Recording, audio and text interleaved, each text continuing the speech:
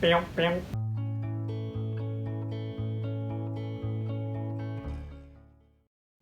Hello folks, it's Gothenvoker, or probably you already know by my name, which is Suryo. And I'm actually really excited because this is going to be my very first time making a vlog about movie or anything that I'm going to review. So for my very first review, which is what I'm going to do today, is I'm going to talking about the 3 episodes that already released on Disney Plus, which is Wandavision. This is going to be the very first Marvel Studios series that airing on Disney Plus, and also this is going to be where Doctor Strange 2 will pick up, which is the end of Wandavision, and I'm personally really excited. Okay, Wandavision. So Wandavision is going to following Wanda Maximoff and also Vision after Avengers Endgame, and something is not quite right, and that's really shown within the episodes. So there's already 3 episodes. We're going to talk it one by one, and without further ado, I'm going to say there will be spoilers, so if you haven't watched it, I'm really sorry. You might want to watch it, but if you're okay with a little bit of tea, come and join me to the dark side of Wandavision. So, the very first episode, let's go into it. So we're going to talk about the actor first, which we have Elizabeth Olsen as Wanda Maximoff, we have Paul Bettany as Vision, and we have Katherine Hahn as Nosy Neighbors, which she called herself Agnes. Then we're also introduced to the Hearts and also some other character, but we're going to talk about the first, like the only main that probably going to play a pivotal role within the series itself. Marvel Studio, Kevin Feige did not joke when they're saying that it's going to be like sitcom.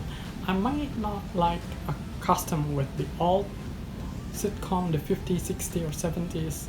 I think the very first time I really into sitcom is probably How I Met Your Mother, so I really don't know, but Elizabeth and Paul really did a great job.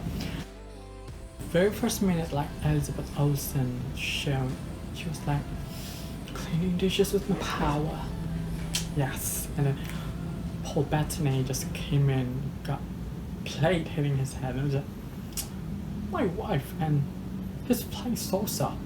And then Wanda just said, my husband and indestructible head. Indestructible head. We've seen what happened in Infinity War, so what the hell. But from Elizabeth, Paul Bettany, my favorite is going to be Katherine Hahn as Agnes, which first sat as Nosy Neighbor. There's, for me, Katherine Hahn brings a different kind of level of camp, humor and comedy, because when she said like, oh, it's going to be a gas, that is so dope. I was like having so much time. She literally like filled me up with the jokes and everything, so Katherine Hahn really brings it up, and her character for some reason is always there, preparing, like discussing thing with Wanda, especially in the dinner. Wanda and Vision having a little bit confusion what the hearts in the calendar means. So later on in the episode, when we follow Vision at work, which is quite unique, we kind of understand that Vision will have the Hearts, which is his boss, to come to home and have a dinner. So that is what the Hearts mean. Wanda first thought it might be their first romantic sex time with Vision, but it's definitely not. So that's kind of hilarious actually to see Wanda expecting something else. She had to make an instant in which she barely even prepared, and as I told you before, Agnes comes in, oh, here's an ingredients, here's a recipe, magic. And then there's something interesting happening in the dinner. When they have eat, the heart is actually asking, so where do you come from? Where do you marry? Why don't you have children? They ask, why don't you have children? So Mr. Hart's starting to choke, and this is actually getting interesting because it kind of leaves the campiness of sitcom, the comedy of sitcom, it's become more intense, like intense horror camera view. It's zoom into its topo, into their face, seeing a terror in the music, and then Mrs. Hart saying, stop it, stop it. The way she said stop it, it's so deep, it's so gritty, because the way she said stop it to me, please stop what's happening. Although she's smiling, which is so wrong, so not right, something's awful happening. And then Wanda said to Vision to help Mr. Hart from choking using his power, grabbing out, and then they act as if there's nothing happened, then just have like a very quick dinner, which is weird. Literally, it's weird. Based on episode 1, I'm definitely intrigued, and I love it so much because it's so much fun, it's hilarious, and also have a little bit of unhinged into it. It brings a little bit of mystery towards the whole series, and I'm really excited to see where it's gonna develop. And also, the one thing that I kind of find unique, it has a commercial which right on the middle of the episode. This is about a toaster and it's made from Stark Industry. I don't know whether there's going to be something with Stark Industry later on, or it's just a special nod to Iron Man. So now we're going to talk about episode 2. Episode 2, we are finally seeing Geraldine, which is, as we have introduced before, that Tiana is going to play Monica Rambeau, which is the adult version of the young child in Captain Marvel. But for some reason, she said, oh, Geraldine. But the way she said it is as if, is it Geraldine really my name? I'm confused. And then we're also introduced to the Dottie, which is kind of like the alpha housewife of Westview.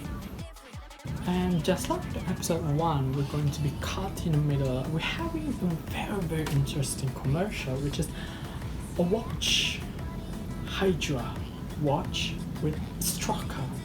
So Strucker, if you don't know, is the person who gives power to both Wanda and Pietro in Avengers Age of Ultron. So basically, this is kind of a nod to it, or probably something else. At the very first, we kind of see both Wanda and Vision kind of disturbed because they kind of hear a bang at the night, bang. They literally hear a bang. They don't know what it is. Wanda finds a rat helicopter with a logo sword in her bush, and she finds like, oh, how the hell, and I was like, oh, a color within the black and white, something is going on. And the whole episode of 2 about the talent show, because they are trying to join into a talent show, but Vision later on kind of drunk because he ate, because here's the mission, he cannot eat anything, like literally mission did not eat or drink, but he actually kind of eat a gum, and then starting showing a cute animation showing how his engine, all the gears talk each other, and he became like a drunk Vision, which is kind of it's hilarious seeing Vision drunk. The funny thing is that Vision actually show his power, his strength, his levitation power, but Wanda did not want the people of Westview to actually knew their identity, so Wanda used her magic to cover all of Vision tricks for the lifting the piano and then from his lifting up, which is kind of funny as well. And those talent show is all about the children. It's for the children. It's so many times like being spoken by a lot of the people there. For the children, for the children. In the episode 1, Mr. Hart actually asked, why didn't you have the children? And in the episode 2, people are saying, for the children, the talent show is for the children. They're back to the house until they go outside because they hear something, and it became that mystery, thrilling, zooming in kind of scene when they get outside and then they see from the sewer there's a beekeeper coming out, and then Wanda say, no, this is not part of what she wants probably. So she rewinds on, which I was like, oh my god, that is literally crazy, because this is showing that Wanda might have a control of everything, because she did not want that person for some reason, and just like the talent show, Wanda controls everything by using her power. But that rewind thing, it really shows how fucked up Wanda can be, how nobody messes up with her. She's kind of good person. I really like it, because that scene is just blow us away. Suddenly, unexpectedly, Wanda get pregnant, and it's not like, oh, I'm pregnant. It's like, oh, my belly is already big. Suddenly, everything turns into color, which is the step for the next episode. So now we're going to talk about the episode 3. We are finally in color. And let me just say, episode 3 is unraveling even so much more. So we pick up when Wanda is actually starting to get pregnant and then being checked by a doctor. He said, yeah, she's pregnant in an instant. And afterwards they are kinda learning about parenting, preparing for the kids' room. Herb said that he's trimming the bush, but in actual it's kind of cutting through stone fence, so that's something wrong. And he asked Wanda about it, and Wanda probably doesn't want it somehow. So Wanda finally rewinds the time, but it's in a different way from the first episode. From the second episode. It's kind of a glitch, and suddenly Wanda just going in the labor and everything going crazy. So Vision picks up the doctor using his super speed, and in that time Geraldine, also known Monica Rambeau, is actually coming in. He probably just want to have a little chat or something with Wonders after the labors, and then Vision talks to the doctor before the doctors go out again. The doctor's kind of said, yes, I want to go to Bermuda, but it's a small town and it's hard to escape. As if he or everyone in it cannot go outside, cannot go very far, but we still don't know about that. And after that, Vision heard Agnes and Herb gossiping, like, is Geraldine inside with Wanda, as if there's something wrong with Geraldine. Because Agnes and Herb said, because she's not from here, she doesn't have home, she doesn't have family, she just appeared out of nowhere. And after Wanda gave birth to a twin, which they named Tom and Billy, which in the comics it's basically Wiccan and Speed, which is Wanda and Vision sons. Wanda said, I'm actually also a twin. I have a brother. His name is Pietro, and she sings in Sokovian. She sings a lullaby, and then there's something with Geraldine that really sparks. She was like, isn't he killed by Ultron? And Wanda just snapped. She was like going dark. She went dark. She was like, what did you say about Pietro? And then Geraldine just like, nah, I said you're a strong woman.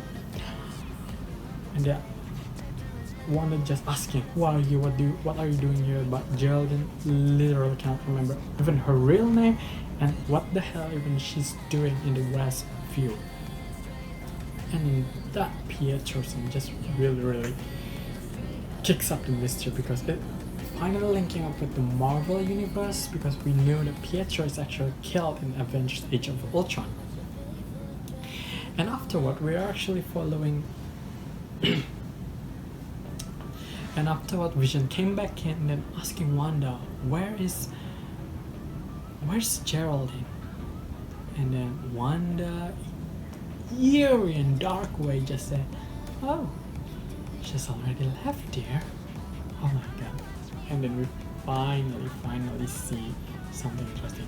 That Geraldine is suddenly whoosh, being kicked out of some kind of barrier. And there we kind of see something that we already seen in the trailer, which is kind of sword facility, like they're trying to contact